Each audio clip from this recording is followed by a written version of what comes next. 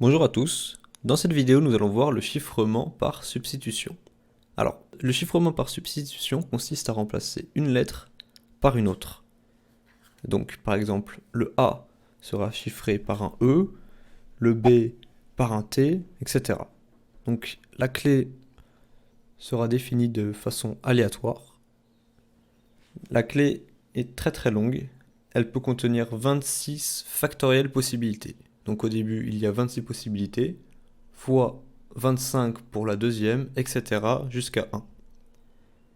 Alors, même s'il y a un nombre assez important de possibilités, ce chiffrement n'est pas optimal à cause de la redondance. Certaines lettres apparaissent plus que d'autres.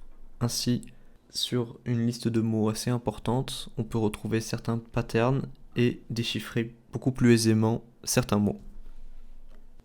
Comment va-t-on faire? On va utiliser le code ASCII. Donc, si on écrit CHR 97, on obtient A, et CHR 98, on obtient un B. Donc, en code ASCII, le nombre 97 vaut A, le nombre 98 vaut B, etc. jusqu'à 122 qui vaut Z. Bon, bien sûr, ça va jusqu'à 127. Et si je fais CHR de 12, je vais avoir quand même quelque chose. Pareil pour 50, ça va de 0 à 127. Voilà. CHR de 50, ça vaut 2.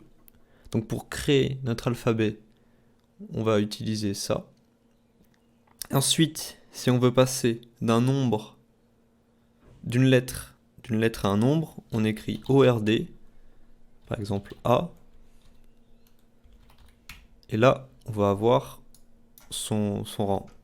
Donc c'est l'opération inverse de CHR. Donc, on va commencer tout de suite par créer l'alphabet. Donc, on crée une liste vide alphabet. Alors, for nombre in range. Donc on commence à 97 et on écrit 123. 123 n'étant pas inclus dans le nombre. Hein. Bien sûr, alphabet.append chr de nombre. Donc, alphabet va prendre les valeurs de A, B, C jusqu'à Z. Voilà. Si je print alphabet, donc si je print alphabet, voilà, on a bien notre alphabet dans l'ordre. Hein. Vous pouvez aussi le taper comme ça, mais c'est bien pour comprendre la suite qu'on fait comme ça. Ensuite, donc on va maintenant faire une copie. Donc pour générer la clé, donc l'alphabet mélangé, on va l'appeler clé égale deep copy de alphabet. Voilà votre message. Voilà, et on crée notre variable de chiffrage de type string. Ensuite, on va parcourir chaque élément, chaque lettre de notre variable qu'on a entrée de message. Hein. On écrit bonjour, ça va parcourir B, puis O, puis N jusqu'à R. Donc, chiffrage plus égal à clé de ORD de lettres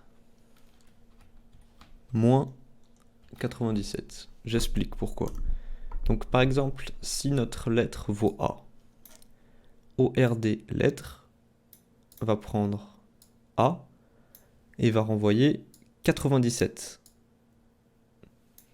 Mais 97, ce n'est pas un indice possible pour une liste qui ne contient seulement 26 éléments. Donc on va enlever 97 pour avoir des valeurs comprises entre 0 et 25. Donc si on met A, ça va ORD va renvoyer 97, moins 97 ce qui va renvoyer 0, donc ça va prendre le premier élément de la liste mélangée qu'on a ici. Donc je vais afficher la clé pour bien que vous compreniez, et là, notre variable, donc on écrit un mot, par exemple ABC. Donc là, on a notre liste, notre alphabet mélangé. Donc A a pris la première valeur de la liste mélangée de la clé. B a pris O, et F, et C a pris F. Voilà. Donc maintenant on a terminé. Je peux vous donner des pistes pour continuer et améliorer ce code. Ce code ne marche pas si on écrit un espace, ce n'est pas géré ici. Par exemple, si vous écrivez bonjour les, ça ne marche pas. Parce que la valeur de l'espace n'est pas inclus dedans.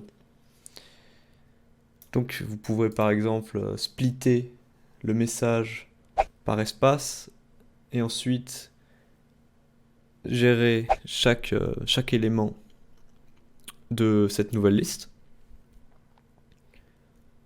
Voilà.